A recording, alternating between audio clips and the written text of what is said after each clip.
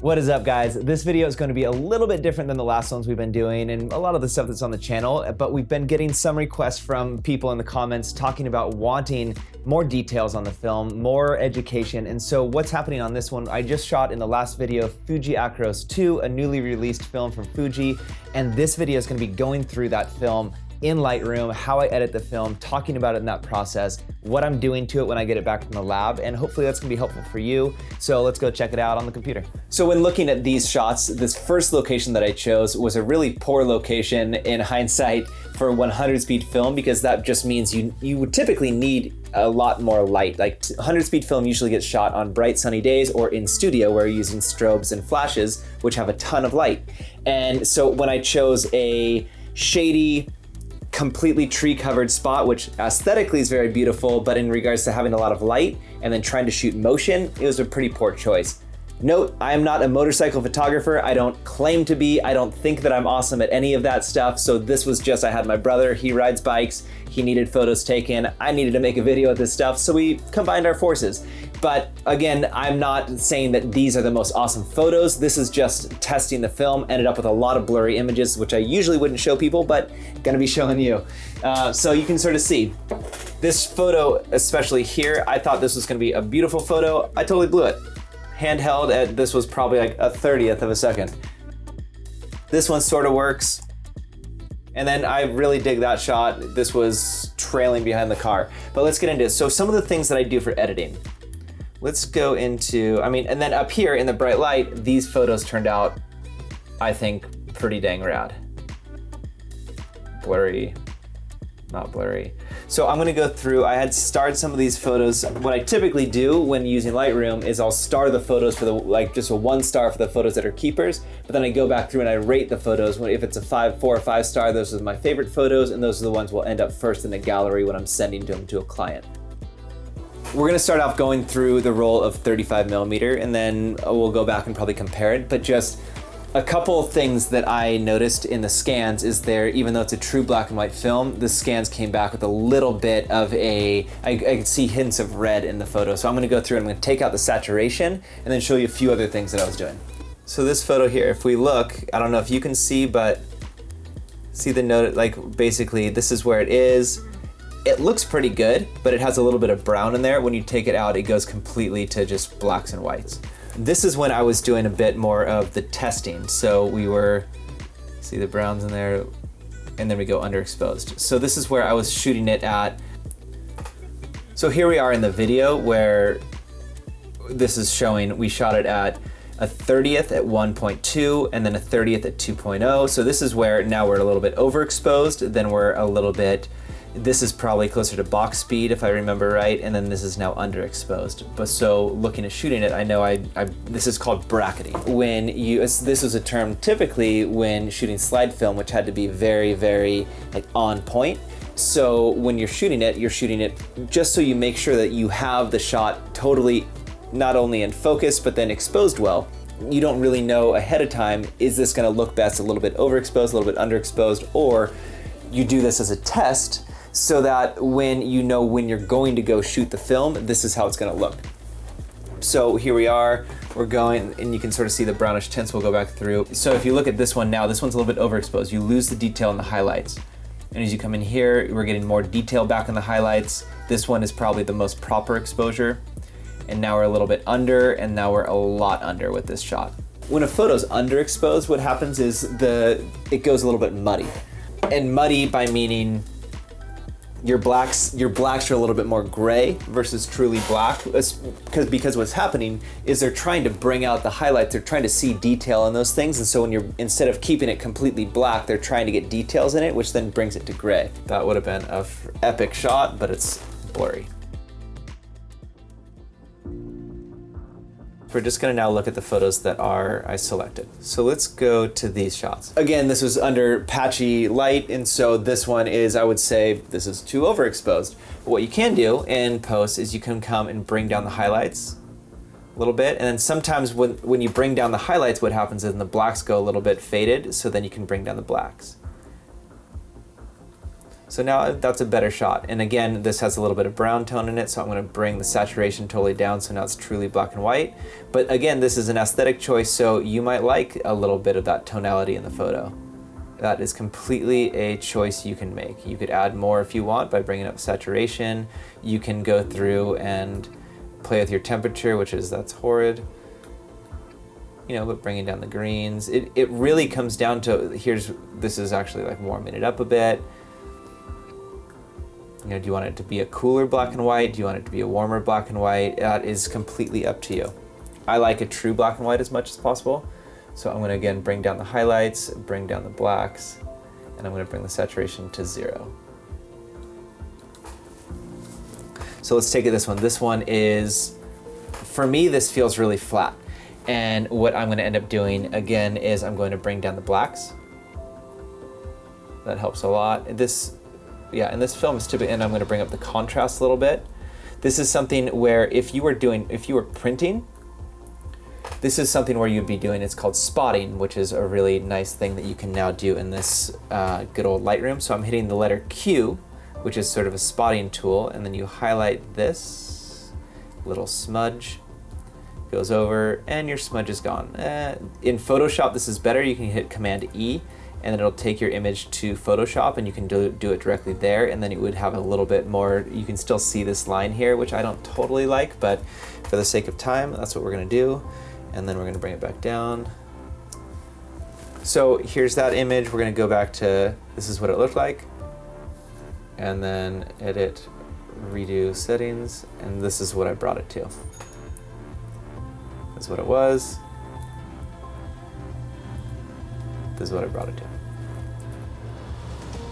Yeah, what's great in Lightroom is that these two photos were pretty similar, so I'm gonna hit you hit Command-Shift-C for copy. Now you're gonna copy, you can do all your spot removal if you want, but just here's the settings. So now I'm gonna go over to this image, Command-Shift-V, and now it's pasted right in there.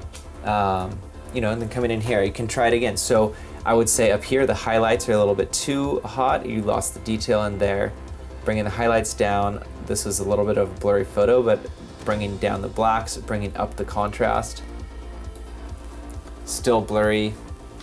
Shooting at the back of a car at probably a 60th of a second. Not the best choice. Command-Shift-V. So this photo I like. Again, so here it is with a little bit of the brown tone, bringing down the saturation. And then I'm gonna bring up the contrast. And that's pretty much all I'm gonna do for that photo. I like that one. So I'll sometimes bring the blacks down as far as I can before I lose detail. Same deal with the highlights. The highlights will end up making their blacks muddy, so then you have to either add contrast or bring down the blacks. But what I'm doing in here is I'm looking to make sure I wanna try to retain as much detail as possible in the highlights to the blacks. All right, so here we go. This was the 120 Acros 2. Again, the first thing that I see when I'm looking is I see Browns in his brown leather jacket. And so I'm gonna take the saturation down to 0. Again, here's the look. This is it up where it was. Here it is at 0. I don't know if you can tell the difference, but I can. And I typically want a black and white image to look black and white. You can also come up here and just choose monochrome. So now there's going to be 0 color in your image. That's a really easy way to do it instead of bringing down your saturation. Got a monochrome image, and this one I don't really feel like I need to do anything to it. I think these blacks are really rich. If we wanted to, we could come in here and get rid of the scuffs on the helmet. So here's a good example where this is a pretty good exposure, but just a little bit of what I'm gonna do to edit this. Again, I'm gonna come up here, I'm gonna switch it to monochrome. That gets rid of the brown tones. Do quick little spotting there for the obvious things, right? Oops, I missed it. So here's what I'm gonna do, is just bring down my blacks a little bit. I wanna get my blacks as close as I can without losing detail. And then I'm going to bring up the contrast a little bit. And then we can see how does that look before. Command-Shift-R is gonna reset the image, and then we can go back to Edit, Undo Reset Settings, so we can see how it went. So this is my edited version, original version. And I mean, again, completely preference. You can look at this and be like, I really like this, you know, a warmer black and white image. I like a little bit of the brown showing up in there. Or I don't like as much contrast. Again, it really comes down to what you like. And so then in here, we're gonna go back to edit and undo reset settings. So this is how I would like the image. See, you can still see the details in the black. And just also to look at this film, it's like really, really low grain film. Shot at 2.0, but it is like the detail is pretty awesome. Completely up to you. There you have the free range to edit, but these are just choices that I was making. I wanted to show you and sort of how I'm thinking through the film and what I liked about it, what I didn't like about it. All right, so for sure on this one, we're gonna bring down the highlights. So that background's pretty bright. And if you notice, watch bringing down the highlights, it was sort of what it does to the blacks. It just makes, it feels muddy. And so then we bring up the contrast a little bit, sharpens it up. I think that looks pretty good. So this image, I would say right here, this feels, I don't know if it was too, it's really contrasty. So you've got these dark shadows and then you've got these bright highlights. You have the control in how you're deciding to shoot, and then also you can communicate with your lab how you're wanting your images to be processed. For this particular shoot, I told the lab I want them to scan it as neutral as possible so that we can see the results, instead of when I am using a lab, typically I'm doing a lot of communication to say, this is how I want these particular photos to look, this is how I was shooting, this is what I want this much contrast, I don't want to see any of these color hues. So those are things I would have communicated ahead of time, but I asked specifically for this shoot to get it to come back as neutral as possible. So again, we're gonna come back here, monochrome, and then we're going to bring down the blacks. And just that alone, I feel like makes it a pretty cool, it's a really, really contrasty image.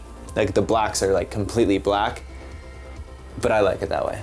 So the last roll of film that we shot that day was a expired roll of Acros. It was, I still had a handful of rolls left from before it expired. I've been saving them and hoarding them, but now it's back. So no need to hoard them anymore. And wanted to compare that to see how it looks compared to this film. I would say they look extremely similar. I ended up rating it at 50 instead of 100. So because typically expired film needs a little bit more light. Granted, we're also shooting it in an area that had a lot more light, but it ended up turning out really well, I think. This was one of my favorite shots right here, but to me, this is a really, it looks great, but it's really flat. And so the first thing that I'm gonna do, we're gonna make it monochrome, and then I'm going to bring down the blacks. And I'm gonna bring down the highlights, and I'm gonna bring up the contrast. But I definitely like the image better. So let's see, I'm gonna Shift C, copy, and then let's see how it looks. Here's how it was, here's how it is. Was, is. Same deal, this one is probably a little bit overexposed, I would say, but what I'm gonna do is come in here, I'm gonna monochrome, and then we're gonna bring down those blacks again till we lose detail.